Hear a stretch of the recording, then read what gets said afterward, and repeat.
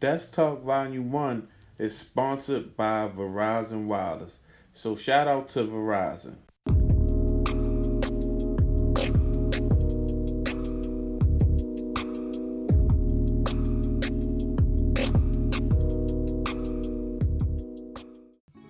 What's good, YouTube? It's your man BG Tech Life, and today I'm here to have a conversation with y'all about the Google Pixel 3 XL and the Samsung Galaxy S10 Plus. Now, we know this is a 2018 phone. Pixel 3 XL dropped like October 2018.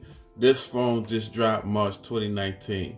Now, can the Google Pixel 3 XL compete against a device like this? Samsung device, and that's 2019, fresh out the gate, still after a couple months. So it's just a couple questions that we got to really ask ourselves.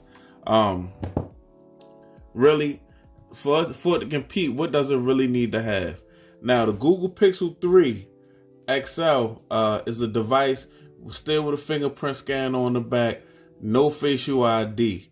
So this has a fingerprint scanner now built into the screen, but is that really just hype? And it has facial recognition, but the facial recognition is very fast, but also very flawed. So as far as that go, I'm still old school fingerprint scanner. You know, we still have going. I haven't completely thrown away the in-display fingerprint scanner, but it has growing pains, and I'm not quick to throw it away. But at the same time, because we got to look at Face ID on the iPhone X, when Face ID dropped, it was supposed to be a flop. Now, a year later, or more than a year later, with so many updates and so many, so much put into it, and people getting used to it, is really nice. Like Face ID on my XS Max works. So I'm not ready to throw away the in-display fingerprint scanner on the Samsung Galaxy S10. I do use it. It's awkward to me, but I'm trying some tricks. It's better than the first day. The first day I got it, I thought it was complete trash, but I did some other things, added some more of the same fingerprints in my settings, and it started working a little better. But it still got a little lag to it, a little, just a little hiccup to it.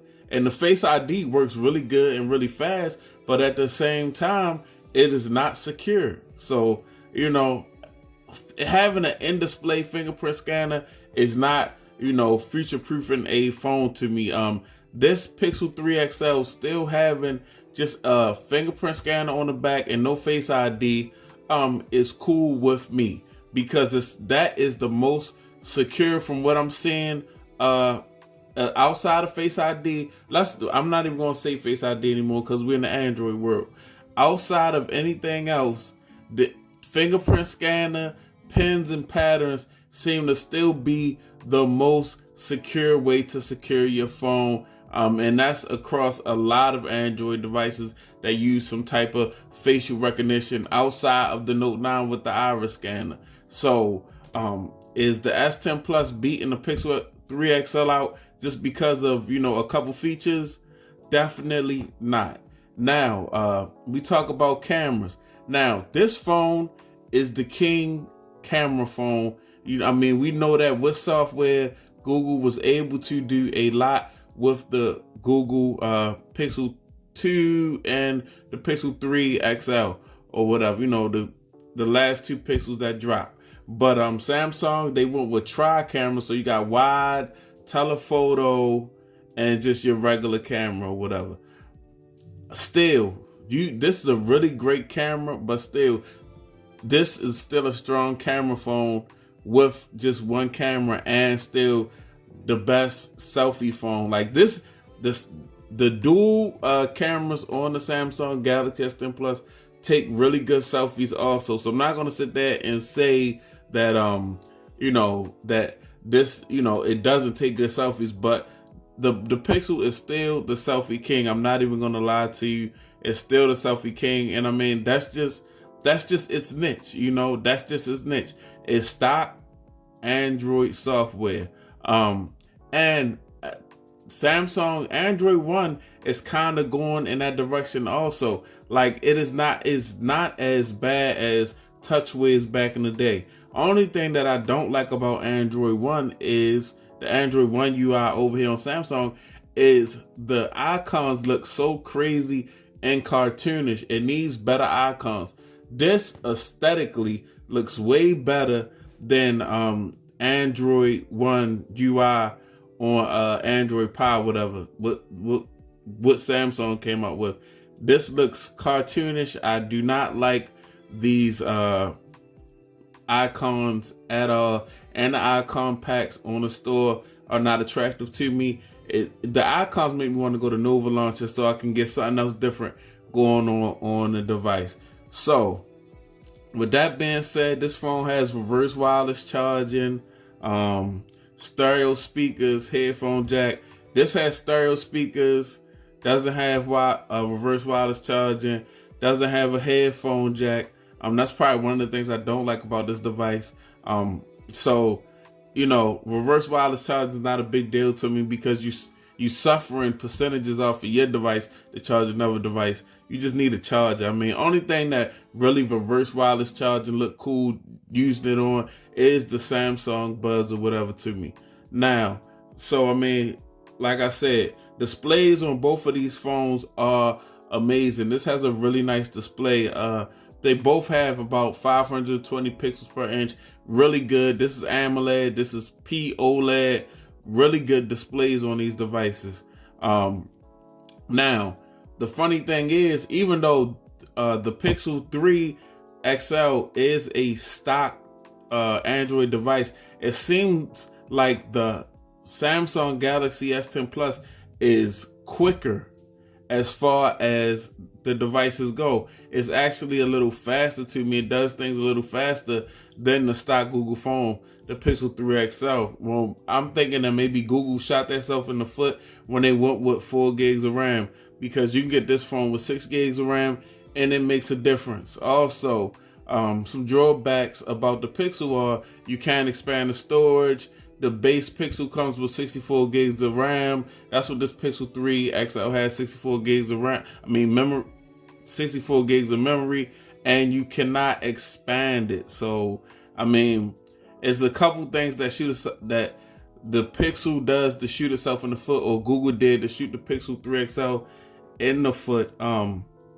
But still, it's still a relevant phone. As you can see, beautiful display, great cameras, nice stock software. Even though kind of boring, this software is a little bit more interesting, but the icons are cartoonish. But see, Samsung shoots themselves in the foot with this guy right here, Bixby. I'd rather slide to the right and see the Google Now. I don't want to see Bixby. So, that's just the way that Samsung shot itself in the foot. But when you really sit back and think about it, it's interesting that this phone is still really a competitor, even though it came out a couple months ago with the S10 Plus. I think people forget how good the Pixel is because it had a couple screen issues prior, and it had a couple, it has a couple of issues and bugs that had to be ironed out. But now it seems like a pretty solid device to me. Only thing is you can't expand the memory, no headphone jack, things like that. It's not really stepping into the future as far as facial recognition, and probably the next one will have facial recognition and display fingerprint scanner. And then the big conversation is, are you really a notch person, or do you like these pinholes on the Samsung device? The notch is humongous on the Pixel 3. And I think the thing is, they made the bezels on this phone, on the Pixel 3, it looks crazy how slim the bezels are and how big the notch is. The bezels are pretty slim, and then to have this big notch, it's like a widow's peak. When you don't get a shape up, some guys, grow a widow's peak, and this is like a terrible widow's peak right here. So still though, it is still a phone that can compete, and it's gonna hold its ground until the Pixel 4 comes out. You still getting camera, you still getting display, you still getting, the performance is, good, decent. Memory, you got to get some type of, if you don't buy the big Pixel with the big memory, you have to go ahead and get you some type of cloud services.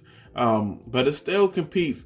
But yeah, this phone is just a beast. This phone offers a lot more, way more feature rich. But the Pixel 3 XL in 2019 can still compete with a phone like a Samsung flagship S10 Plus, what have you. Still, so those are just my thoughts. It's your man BG Tech Life. You can check me out on Instagram, BG Tech Life. Check me out on Twitter, BG_Tech Life. It's your man BG. I'm out. Peace.